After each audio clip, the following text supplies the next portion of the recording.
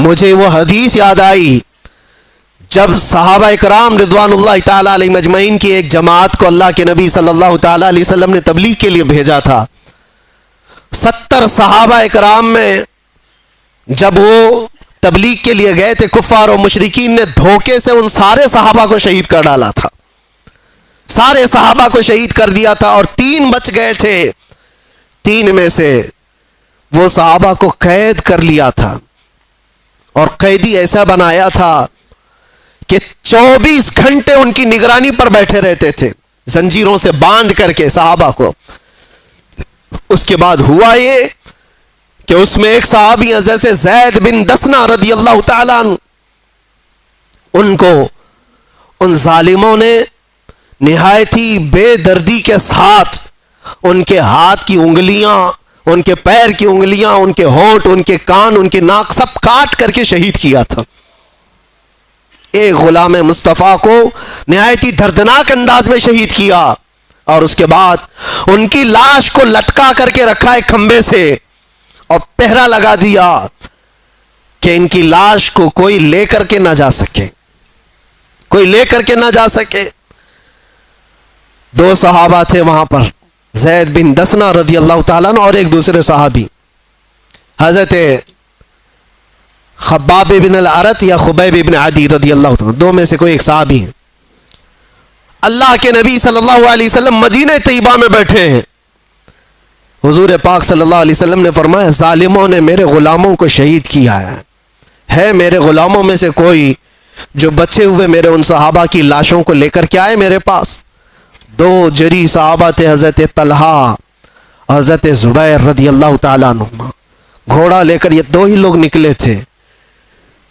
तकरीबन 500 के करीब कुफार जिसकी पहरेदारी कर रहे हैं, उन पहरों में से वो सहाबा की लाश को लाने के लिए सिर्फ नबी के 2 गुलाम निकले थे। उन्होंने कहा हम लेकर के आएंगे। और जब ये 2 सहाबा निकल करके आए थे, रात में भी और दिन में भी पहरेदारी में बैठे हुए हैं कुफार और मुशरिकीन 2 सहाबा की लाशों पर। अब सोचिए आप, रात के वक्त ये पहुंचे थे दोनों सहाबा और जैसे ही ये करीब गए तो देखा पूरे तलवार सोते हुए पहरा दे रहे हैं। इन दोनों सहाबा ने अल्लाह की बारगाह में अर्ज किया कि मौला, हमारे पास ना तलवार की ताकत, ना भाले और नेज़े की ताकत, हमारे पास सिर्फ ईमान की ताकत है। हम तुझ पर यकीन रखते हैं और तेरे नबी पर ईमान रखते हैं। तू अगर मदद नहीं करेगा तो दुनिया हमसे किस तरह का सलूक करती है। देखा ये दोनों सहाबा दुआ कर रहे थे, वो सारे कुफ्फार और मुशरिकीन को ऊँग लग गई, नींद लग गई। उनके बीचों बीच से गए और उन सहाबा इकराम की लाशों को उठाया। एक सहाबी की लाश को उठाया और रखा और लेकर निकल पड़े। दूसरे वहां पर मौजूद रह गए। जब तक वो जागे तो वो सहाबी रसूल जो वहां रह गए थे, तो जालिमों ने यह सोचा कि किसी न किसी तरह इनको भी ये ले जाएंगे, इनको किसी तरह से यहां काट काट करके टुकड़े टुकड़े में बदल दिया जाए। तो जैसे ही इस बुरी नीयत के साथ करीब आए, शहद की मक्खियों का एक छत्ता पूरा उस सहाबी के अतराफ लग गया। इतनी खतरनाक मक्खियां आ गई।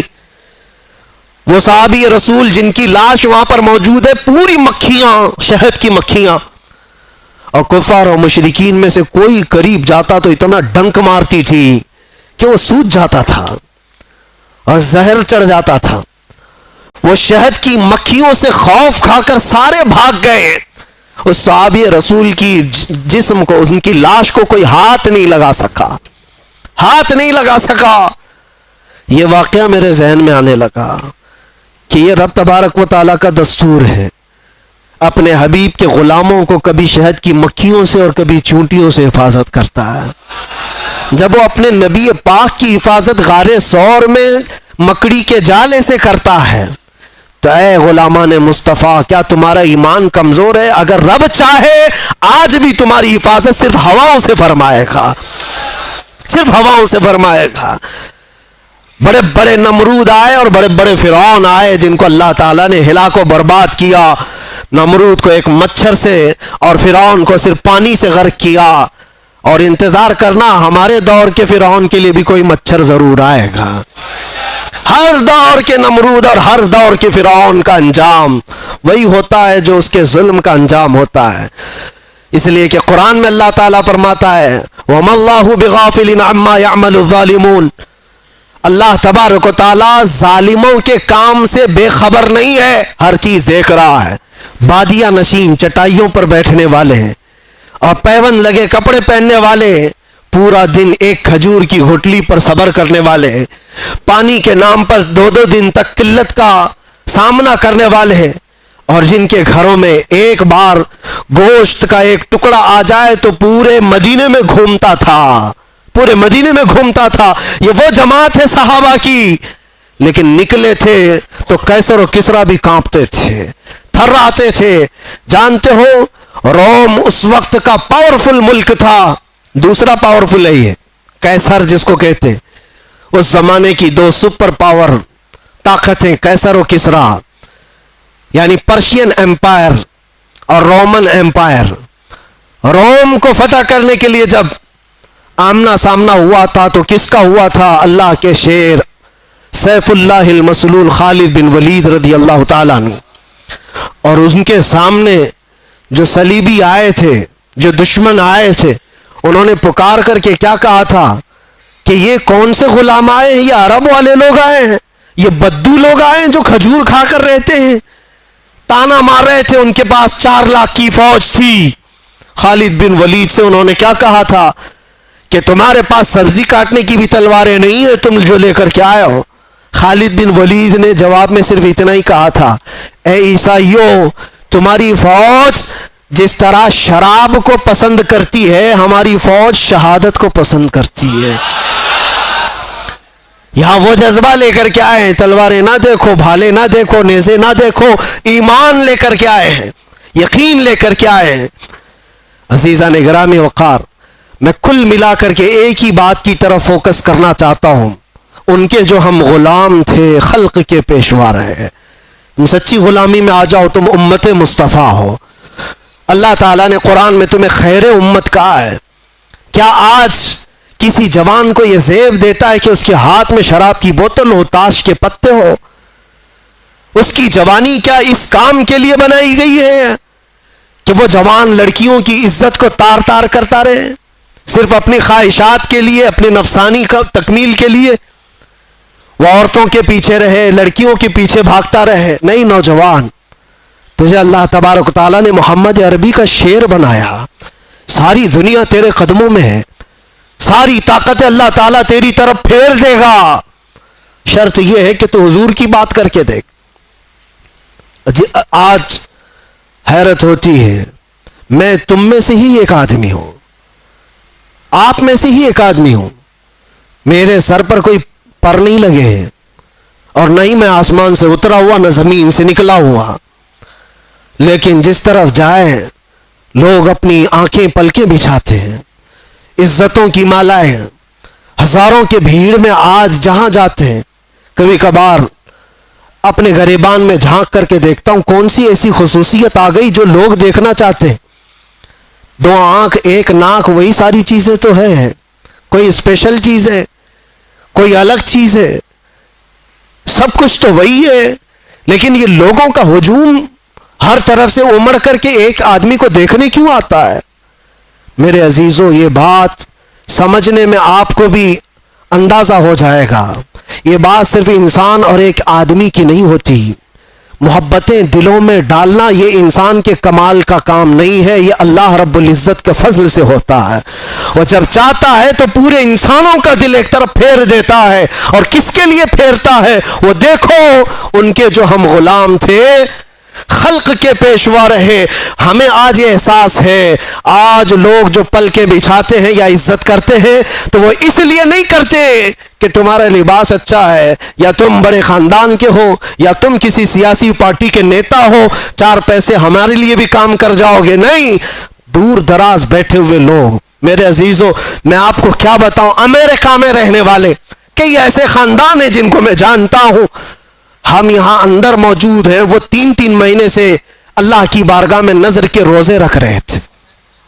वो औरतें भी, वो बूढ़ी खवातीन भी, वो बच्चे भी, जिनको हमने कभी देखा नहीं, कभी मुलाकात नहीं किया, सात समंदर पार बैठ करके एक फकीर, एक नबी पाक के गुलाम के लिए अगर कोई दुआएं करता है और अपने दिल में मोहब्बत महसूस करता है, तो ये डाला किसने और क्यों डाला? ये दो पॉइंट है।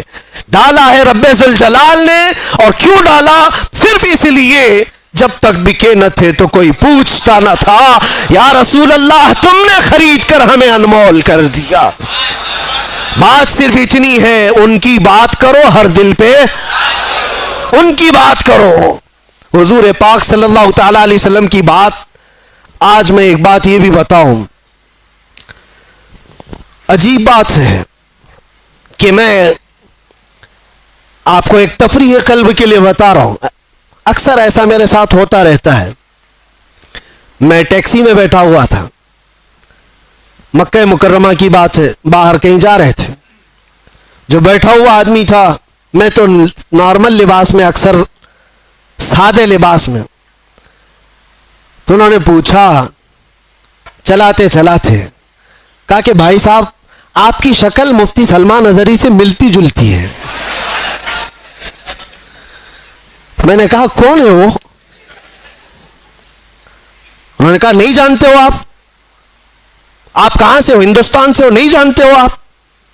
मैंने कहा नहीं, बताओ तो कौन है। फिर वो बताने लगा, ऐसे है वैसे है, बड़े हैं, आलिम है, वो है, तारीफ। मैंने कहा भाई वो तो भड़काऊ मौलाना तो नहीं आप बोल रहे हो, उनकी बात कर रहे हो? वो गुस्से में आ गया, तिल मिलाया, कहा तौबा करो नहीं तो टैक्सी से उतर जाओ। मैंने कहा बात क्या है? कहा कि क्यों एक आलिम की तुम तौहीन करते हो, आप क्यों ऐसा बोलते हो उनको? मैंने कहा वही ना जो जेल गए थे अभी। उन्होंने कहा हाँ गए तो थे। तो कहा फिर इसीलिए मैं डरता हूं ऐसे मौलाना लोगों से। मैंने कहा मैं डरता हूं ऐसे लोगों से। तो बेचारा टैक्सी साइड में लगा दिया और कहा तुम उतर जाओ भाई, मैं ऐसे आदमी को नहीं बिठाता, मैं नहीं बिठाता, आप उधर जाओ, आप तौहीन करते हो उलमा की। मैंने कहा चलो माफ करो, ये टॉपिक छोड़ दो, दूसरी बात करो। फिर वो यूट्यूब खोल करके दिखाने लगा, ये देखो, ये सुनो, हक बात कहा है, जालिमों ने पकड़ा है, फलां फलां सारी चीजें बयान, खामोशी से सुनते रहे। मैं ये बात क्यों कह रहा हूं आपको? कोई लतीफा नहीं है, मुझे रियलाइज हुआ, एहसास हुआ। बाद में उतरने से पहले उसने कहा कि भाई एक बात मैं आपको बताता हूं, ये मौलाना की तकरीर में सुनता हूं, मैं हूं अहले हदीस जमात से, लेकिन ये मौलाना बरेलवी मकतब फिक्र से है, लेकिन बात करता है मोहम्मद रसूलुल्लाह की। और यहां आकर के हम कुछ नहीं देखते, हम तो अपनी जान भी कुर्बान करते हैं। हम उतर आए, उस दिन ये एहसास हुआ, उस नाम पर अल्लाह ने इतनी ताकत रखी है, हर इंसान नाम मोहम्मद पर जमा होता है, हर मुसलमान आ जाता है। अजीजा निगराम वकार, वो एक नुक्ता ऐसा है नामूसे रिसालत का, जहां पर लोगों के जज्बात हैं, लोगों की अकीदतें हैं।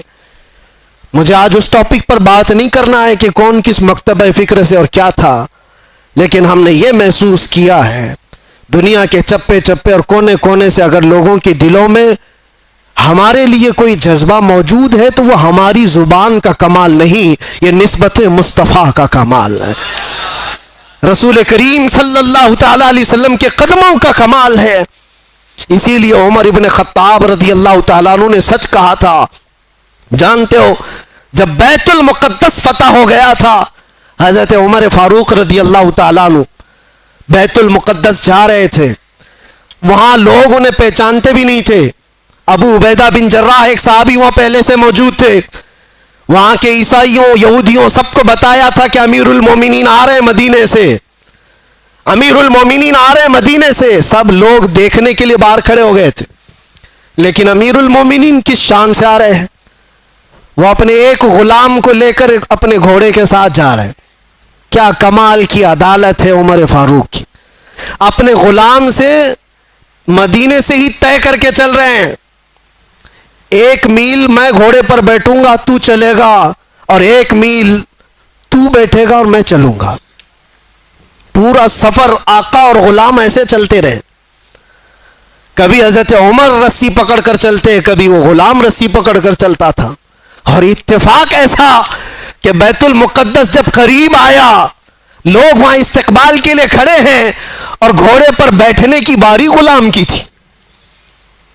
गुलाम ने कहा कि हुजूर अब तो मैं उतर कर चलता हूं, आप बैठे। कहा नहीं, अदल तो अदल है, इंसाफ, तेरी बारी है, तू बैठेगा, मैं रस्सी पकड़कर चलूंगा। रस्सी पकड़कर चल रहे हैं और लोगों में एक नारा लगा कि अमीरुल मोमिनीन आ गए। सब दौड़ करके उस घोड़े की तरफ जा रहे हैं जो घोड़े पर सवार आ रहा है। अबू उबैदा बिन जर्राह जो सहाबी मौजूद थे, पुकार कर कहा, ऐ लोगों, सवारी पर बैठा हुआ वो नहीं है अमीरुल मोमिनीन, रस्सी पकड़कर जो आ रहा है वो है अमीरुल मोमिनीन। दुनिया ने पहली मर्तबा ये मंजर देखा होगा। कहां है वो लैंड क्रूजर वाले लीडर लोग, कहां है वो जो रसूल पाक सल्लल्लाहु ताला अलैहि वसल्लम के इन जानशीनों की मिसाल ला करके दिखा दे। इसीलिए हमारे हिंदुस्तान में ही आपको मैं क्या बताऊं, मिसाल के तौर पर मोहनदास करमचंद गांधी जी, गांधी के ये अल्फाज हैं, कहा कि मैंने तारीख पढ़ा है, अगर लोगों को सियासत करने के लिए, हुकूमत करने के लिए मैं कोई मिसाल दे सकता हूं तो वह अबू बकर और उमर की दे सकता हूं। लोगों ने इस चीज को एक्सेप्ट किया है, एहसास किया है। उन्होंने जो दुनिया के सामने मंजर पेश किए थे वो रसूलुल्लाह के गुलामों ने। सुनो, हजरत उमर फारूक रजी अल्लाह तआला अन्हु ने जो बात कही थी उसको मैं समेट रहा हूं। लोग जब आपको पुकार कर अमीरुल मोमिनीन करते कहते हुए करीब आए तो आप रो पड़े। ये वो वक्त था हजरत उमर का जब पूरा अरब जो आज है, सऊदी अरब जिसको कहते हैं, ये अरब था, सिर्फ अरब था, सऊदी बाद में बना है। हिजाज और नजद दो इलाके थे और दोनों मिलाकर के अरब था। फिर यमन, फिर इराक, फिर मुल्क शाम और फिर फिलिस्तीन, फिर मिस्र, 6 बड़ी कंट्रियां जिसका कुल रकबा, कुल एरिया अगर मिलाएंगे तो तकरीबन 17 लाख स्क्वायर किलोमीटर, और बाज में है कि 36 लाख स्क्वायर किलोमीटर। हजरत उमर फारूक रज़ियल्लाहु ताला अन्हु का दौरे खिलाफत इतना फैला हुआ था, इतना फैला हुआ था, इतनी दूर तक इस्लाम का परचम लहरा रहा था। उस वक्त जब हजरत उमर फारूक बैतुल मुक़द्दस के करीब आए और लोगों ने आपको सराहना शुरू किया अमीरुल मोमिनीन कहकर, आप रो पड़े। और उसके बाद एक तारीखी जुमला उन्होंने कहा था जो हम सबका भी होना चाहिए, हम सबके लिए। आज मेरा टॉपिक यही है।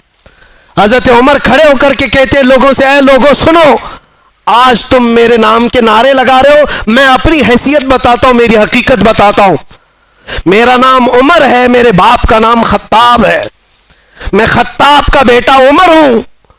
बचपन में मुझसे 2 बकरियां नहीं संभाली जाती थी, मेरे बाप मुझे बकरियां चराने के लिए भेजते थे तो बकरियां इधर से उधर हो जाती, और जब बकरियां मुझसे नहीं संभलती तो रोज मैं अपने बाप के घोंसे खाता था, रोज मुझे मार पड़ती थी मेरे बाप से, बकरियां मुझसे नहीं संभलती थी। और आज तुम देख रहे हो 36 लाख स्क्वायर किलोमीटर का पूरा रकबा उमर तन्हा उसकी निगरानी करता है। और ऐसी निगरानी मदीने में बैठे हुए उमर फारूक है। मुल्क शाम का एक वाकया मैं आपको बता रहा हूं। मुल्क शाम मदीने से हजारों किलोमीटर दूर, मुल्क शाम में बैठी हुई एक खातून रात को अपनी बेटी से कहती है, दूध में पानी मिला करके बेचो तो थोड़ा ज्यादा हो जाएगा। बेटी कहती है, अम्मा उमर इब्ने खत्ताब का दौर है। कहां है? मदीने में बैठे हुए, और लोगों के अंदर अदल और इंसाफ करने की चाह हजारों मील दूर पर भी है। तो हजरत उमर उस दिन ऐलान करते हैं, आज जो बचपन में 2 बकरियों को नहीं संभाल सकता था, 36 लाख स्क्वायर किलोमीटर को तन्हा चलाता है, वो इसलिए नहीं कि खत्ताब का बेटा उमर है, इसलिए चलाता है कि मोहम्मदुर रसूलुल्लाह का गुलाम उमर है। उनके जो हम गुलाम थे खल्क के पेशवा रहे। कुल मिलाकर के एक ही नुक्ता है, हमें करनी है शहिंशाह है बतहा की रजा जोई, वो अपने हो गए तो रहमत परवरदिगार अपनी। अगर हुजूर हमारे हो गए तो फिर बचा क्या है। इसीलिए सहाबा क्या कहते थे पता है, सारे जख्म खाते थे, मुसीबतें उठाते थे और फिर मुस्कुरा करके हुजूर से कहते थे, हर सितम हर मुसीबत गवारा है या रसूल अल्लाह, एक बार तुम कह दो कि तू हमारा है। तुझसे तुझी को मांग कर मांग ली सारी कायनात।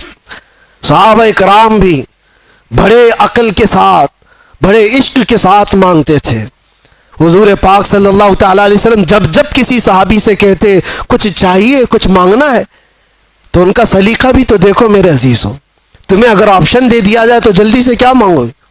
हर एक के अपने मसले हैं, हर एक के मसले, जो जिस मसले में उलझा हुआ है वही मांग लेगा। अरे नौकरी नहीं लगती, 2 साल से भटक रहा हूं, नौकरी मिल जाए। किसी को छोकरी नहीं मिलती, वो मांग रहा है, या जो चाहिए वो नहीं मिलती, वो मांग रहा है। इसी में सारी दुनिया तुम्हारी, सारे अकल इसी के अंदर, दुनिया मांगने के लिए। और 4 दिन की अय्याशी है, उसके बाद फिर पुरानी हो जाती है। जिस चीज की बेस दुनियावी मोहब्बत पर होती है, याद रखना, वो बहुत जल्दी पुरानी होती है, उससे मोहब्बत भी कायम नहीं रह पाती। और जिस चीज की इब्तिदा अल्लाह की रजा पर होती है, वो दुनिया में भी सलामत रहती है, आखिरत में भी सलामत रहती, वो अल्लाह महफूज रखता है। और सहाबा क्या मांगते थे? एक सहाबी रात को हुजूर सल्लल्लाहु अलैहि वसल्लम की बारगाह में तहज्जुद के वक्त वजू करा रहे हैं। हुजूर ने खुश होकर के पूछा कि कुछ मांगना है तुम्हें, कुछ चाहिए? आप सोचो, मालिक जन्नत जब ये पूछ रहा हो कुछ चाहिए तुम्हें, कुछ मांगना है। साहबी रसूल ने क्या कहा? या रसूल अल्लाह, इतना चाहता हूं कि जन्नत में आपका हमनशीन बन जाऊं। आप चाहिए, बस आपका साथ, आप हो बस मेरे लिए। हुजूर ने फरमाया वजू करते हुए, अब गैर ज़ालिक, इसके अलावा भी कुछ और चाहिए? ये कौन कहता है जो पहला दे चुका हो तभी दूसरा पूछता है। मुर्शिद गिरामी हुजूर ताजुश शरिया रहमतुल्लाह अलैह ने इसीलिए फरमाया, नबी मुख्तार कुल हैं, जिसे जो चाहे भरी जन्नत हिबा कर दें। नबी मुख्तार कुल हैं, जिसे जो चाहे अता कर। अरे वो रसूल पाक सल्लल्लाहु ताला अलैहि वसल्लम की बारगाह में सच कहा है मेरे मुर्शिद ने, वो दम में जो चाहे, जिसे चाहे फरमा रवा कर दे। हुजूर पाक सल्लल्लाहु ताला अलैहि वसल्लम की बारगाह के मुतालिक ये कहा, सुनो। हुजूर ने दूसरी बार कहा कुछ और चाहिए। उस सहाबी ने अब ये सोचना था कि एक चीज तो मांगा और हुजूर ने दिया होगा, अब दूसरा भी कुछ मांग लूं, दूसरा कुछ और, माँ बाप, रिश्तेदार, बीवी, बच्चे, इनके लिए भी कुछ मांग लूं। नहीं, वो सहाबी हैं, उन्होंने कहा या रसूल अल्लाह, दूसरी बार आप ऑप्शन दे रहे, फिर मैं ये चाहता हूं कि जन्नत में आपका साथ चाहिए। हुजूर ने फरमाया अब गैर ज़ालिक, इसके अलावा और भी कुछ चाहिए? यहां देने पर वो नबी मुख्तार अपनी झोलियां फैलाए हुए हैं, लब वाह हैं, आंखें हैं बंद, फैली हैं झोलियां, कितने मजे की भीख तेरे पाक दर की है। मांगेंगे मांगे जाएंगे, मुंह मांगी पाएंगे, सरकार में न ला है न हाजत अगर की है। शेर समझ में आया? या आला हज़रत का शेर है, मांगेंगे मांगे जाएंगे, मुंह मांगी पाएंगे, जितना मांगोगे सब पाओगे। सरकार में न ला है न हाजत अगर की है। इसका मतलब क्या है?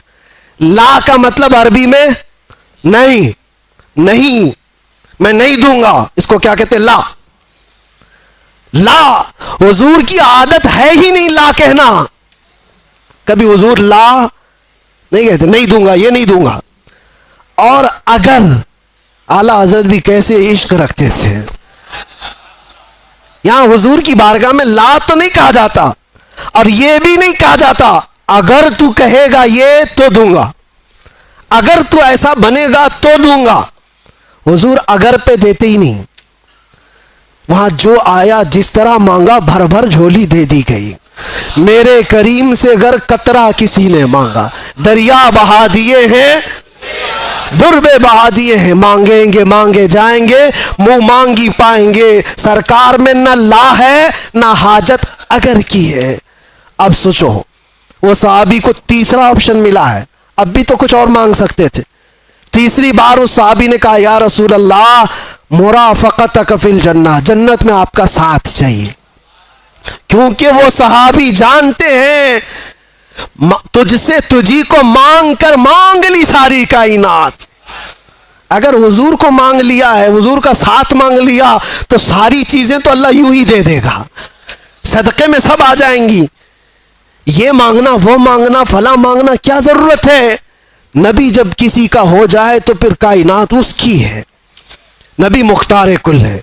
सहाबा ने ये सलीका दिखाया हमें, वो हुजूर का साथ मांगते थे। इसीलिए तो हजरत उमर भी किस बात पर फख्र करते थे पता है? नबी पाक सल्लल्लाहु अलैहि वसल्लम ने एक मजलिस में कब्र के हालात सुनाए कि जब किसी को दफन करके चले जाते तो दो फरिश्ते आते, मुनकर नकीर, नीली आंखों वाले, काले चेहरे वाले, झिझोड़ कर सवाल करते, तेरा रब कौन है, तेरा दीन क्या है, और हुजूर को दिखाकर पूछते इनके बारे में क्या कहता था। तो वो बहुत सख्त वक्त होगा, मुनकर नकीर जब सवाल कर रहे होंगे, बहुत सारे तो टाइम टाइम फिश हो जाएंगे। हाँ, ये बात याद रखो, सवालात आज सबको पता है, कब्र में जाने के बाद भूल भी जाएंगे। वही याद रखेगा जिस पर मेरे मौला का फजल होगा। हाँ, मैं हमेशा ये बात कहता हूं, अपोजिशन वाले भूल जाओगे। हाँ, दो चीजों में तो बोल सकते हो, दो चीजों में तो बोल सकते हो, तुम्हारा रब कौन है?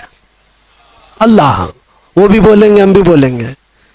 तुम्हारा दीन क्या है? फख्र से बोलेंगे मेरा दीन इस्लाम है। जब हुजूर को दिखाकर पूछेंगे, और फरिश्ते भी सवाल का देखो वहां पर एकदम टाइप ही बदल गया है, अंदाज बदल गया है।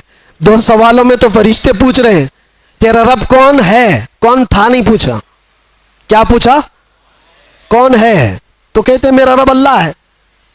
फिर दूसरा भी फरिश्तों ने यही पूछा, तेरा दीन क्या था नहीं, तेरा दीन क्या था नहीं पूछा, तेरा दीन क्या है, तो बोलता है मेरा दीन इस्लाम है। लेकिन तीसरे पे आकर फरिश्ते बदल देते हैं, मा कुन्त तक़ूलु फी हक़्क़ि हाज़ा रजुल, हुजूर को दिखाकर पूछते हैं ये कौन है नहीं, इनके बारे में क्या कहता था। बदल गया सवाल। अगर फरिश्ते वहां भी ये पूछते ये कौन है, तो सब बोलते अब तो देखना है क्या यहां पर कोई मजाल है कि इनकार करे, अब तो फंसा है, बोलेगा, हर कोई बोलेगा। लेकिन फरिश्ते वो नहीं पूछ रहे ये कौन है, बल्कि ये पूछते इनके बारे में क्या कहता था। यही कहेगा कि इनको पीठ पीछे का इल्म नहीं था, यही कहेगा जो आज चीमी गोइयां करता रहता है, दलीलें कहाँ है, वो कहाँ है, ये कहाँ है। मेरे अजीजों, इसीलिए दामन थाम लो आला हजरत का। कब्र के सवालात भी पक्के तुम्हारी गुट्ठी में पिला करके गया बरेली का आशिक। जब फरिश्ते ये पूछेंगे क्या कहता था, तुम्हारे पास इतने अल्फाज हैं, क्या क्या नहीं कहोगे।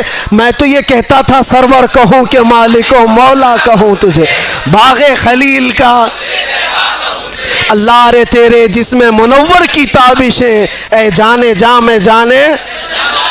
और इतना ही नहीं कहते थे फरिश्तों, सुनो और हम क्या कहते थे, सबसे आला वो औला, सबसे बाला वो वाला। हाँ, बुझ गई जिसके आगे सभी मशाले, शम्मा वो लेकर आया।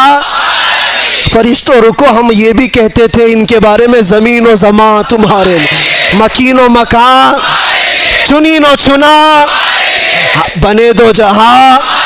अरे हम तो इनके बारे में ये भी कहते थे, दहन में जुबान बदन में है जहां, हम आए यहाँ और उठे भी वहां, लब्बैक या रसूल अल्लाह। ये सदका है बरेली वाले इश्क का। मेरे अजीजों, यहां ये जो सवालात का जो सेशन चला, अब सुनो, हुजूर पाक में जो बात कह रहा था उसको कंप्लीट कर देता हूं। हजरत उमर फारूक रज़ियल्लाहु ताला अन्हु से हुजूर ने फरमाया, तुम क्या कहोगे उमर, जब फरिश्ते सवाल करेंगे तुम क्या जवाब दोगे? ये बड़ा अहम सवाल है ना। हज़रत उमर कहते हैं ये तो बड़ा सख्त मसला होगा 3 सवालों का जवाब देना, लेकिन वो पूछते हैं या रसूल अल्लाह पहले आप मुझे ये बताएं कि आज जो मैं आपसे मोहब्बत करता हूं मेरे मरने के बाद कब्र में भी ये मोहब्बत सलामत रहेगी? कैसा सवाल है। हज़रत उमर ने हुजूर से पूछा, मेरे आका ने फरमाया हाँ उमर, दुनिया वालों की मोहब्बत मौत तक खत्म हो जाती है, मुझसे जो मोहब्बत करता है वो हश्र तक भी बाकी रहती है। तब हज़रत उमर ने झूम करके कहा या रसूल अल्लाह कब्र में अगर आपकी मोहब्बत साथ है तो फिर ये मामला मेरे ऊपर छोड़ दे, मैं खुद निपट लूंगा। तो तुम जो हो रसूलुल्लाह, सहाबा का एक नारा था या रसूल अल्लाह कुल्लु मुसीबतिन बादका जुललुन, ऐ अल्लाह के नबी अगर आप हैं तो फिर हर मुसीबत छोटी है, हर मुसीबत छोटी है। आ जाओ ऐ नौजवानों, आज अल्लाह ताला ने तुम्हें जिस उम्मत में पैदा किया उस उम्मत पे फख्र करो, हुजूर की उम्मत में बनाए इस पे फख्र करो और अपनी पेशानियों को संभालो, अपनी जुबानों को संभालो, अपने हाथों को संभालो, अपने जिस्म को संभालो, अपनी आंखों को संभालो। ये तुम्हारी आंखें अय्याशियों के लिए नहीं है, ये तुम्हारी आंखें बेहयाई देखने के लिए नहीं है। तुम रात की तारीकियों में अपने मोबाइल की स्क्रीन पर गंदी चीजें देखने के लिए अगर अपनी आंखें इस्तेमाल करते हो तो तुफ है और लानत है। अपनी आंखों को बचाओ आवारा होने से, तुम गुलामे मुस्तफा हो, बल्कि आंखों को मलते हुए रोज रात को यूं कहो मेरे आका आओ कि मुद्दत हुई है। तेरी राह में आँखियां बिछाते बिछाते सुना है आप हर आशी के घर तशरीफ लाते, मेरे घर में भी हो जाए चरागा, ये तमन्ना करो मेरे अजीजों।